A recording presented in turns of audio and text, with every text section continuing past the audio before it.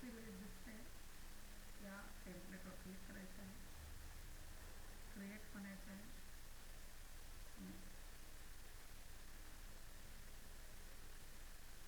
Next question, Excel शीटमध्ये row आणि column तुमच्या गरजेनुसार जोडले किंवा कमी जाऊ शकतात.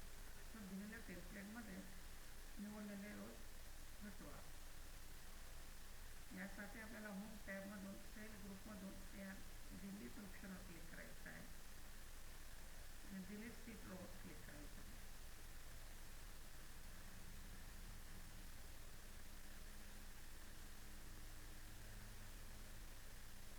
सुरुवात आणि नियमितपणे सेव्ह करण्यामुळे आपलं काम सुरक्षित राहू शकते. आपल्याला लक्षात घेत आहे की आपण कुठल्या वर्कशीटला सेव्ह करत आहोत, जेथे आपण नंतर ते सोडू शकता. म्हणजे या डेस्कटॉपवर हे एक्सरसाइज प्लॅनर म्हणून सेव्ह करायचं आहे. यासाठी आपल्याला फाईल टॅबवर क्लिक करायचं आहे, त्याच्यानंतर सेव्ह ॲज ऑप्शनवर क्लिक करायचं आहे, त्याच्यानंतर डेस्कटॉपवर क्लिक करायचं आहे आणि फाईल नेमच्या समोर क्लिक करायचं आहे आणि सेव्ह बटनवर क्लिक करायचं.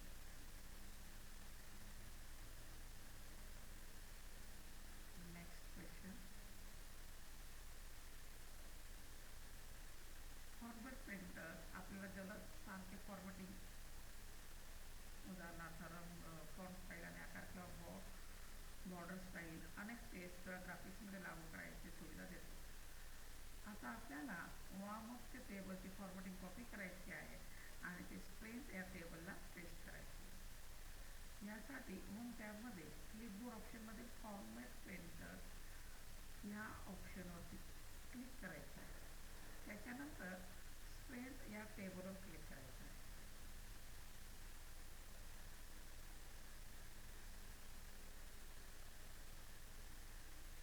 या ठिकाणी आपला सिम्युलेशनचे क्वेश्चन सॉल्व झाले आहे. पुढची ॲक्टिव्हिटी आहे गाईड टू युटिवर साईट.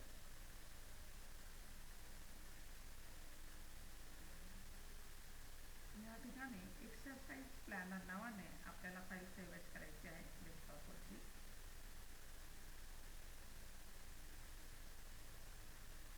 त्यासाठी फाईल टॅबवर जायचं आहे, त्याच्यानंतर सेव्ह ॲज ऑप्शनवर जायचं आहे, त्याच्यानंतर डेस्कटॉपवर क्लिक करायचं आहे आणि त्याच्यानंतर या ठिकाणी आपल्याला एक्सरसाइज प्लॅनर हे नाव एंटर करायचं आहे आणि सेव्ह म्हणायचं आहे की ऑलरेडी सेव्ह आहे म्हणून त्याला पेस्ट करायचं आहे, मग सबमिट करायचं. Next question, info and table शीटमध्ये वार्मअप टेबल सिलेक्ट करायचं आहे आणि त्याची अलाइनमेंट लेफ्ट द्यायची आहे. वार्मअप या टेबलवर क्लिक करायचं आहे सेलमध्ये आणि या सेलला लेफ्ट अलाइनमेंट द्यायची आहे. होम टॅबमधील अलाइनमेंट ग्रुपमध्ये लेफ्ट अलाइनमेंटवर क्लिक करायचं आहे. नेक्स्ट क्वेश्चन,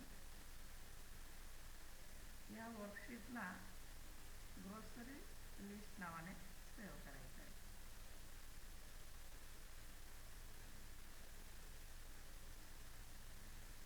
फाईल टॅबवर क्लिक करा, सेव्ह ॲजवर क्लिक करा, डेस्कटॉपवरती क्लिक करा, फाईल नेम हेडिंगवर क्लिक करा, त्यानंतर या ठिकाणी ग्रोसरी लिस्ट हे नाव एंटर करा, सेव्ह करा, याला येस म्हणा आणि ओके करा. नेक्स्ट, दिलेल्या शीटमध्ये ग्रोसरी लिस्ट टेक्स्ट सिलेक्ट करायचं आहे आणि त्याला बोल्ड आणि इटॅलिक करायचं आहे. या ठिकाणी आपल्याला ग्रोसरी लिस्टवर क्लिक करायचं आहे, बोल्ड इटॅलिक करायचं आहे. पुढचा प्रश्न, आपल्याला या शीटची PDF फाईल तयार करायची आहे. PDF फाईल कशी तयार करायची आपण बघणार आहोत. त्यासाठी फाईल टॅबवर क्लिक करायचं आहे, त्याच्यानंतर एक्सपोर्ट ऑप्शनवर क्लिक करायचं आहे, त्याच्यानंतर क्रिएट PDF या ऑप्शनवर क्लिक करायचं आहे आणि पब्लिश या बटनवर क्लिक करून पेस्ट म्हणायचं आहे, पुस्तक सबमिट करायचं आहे. या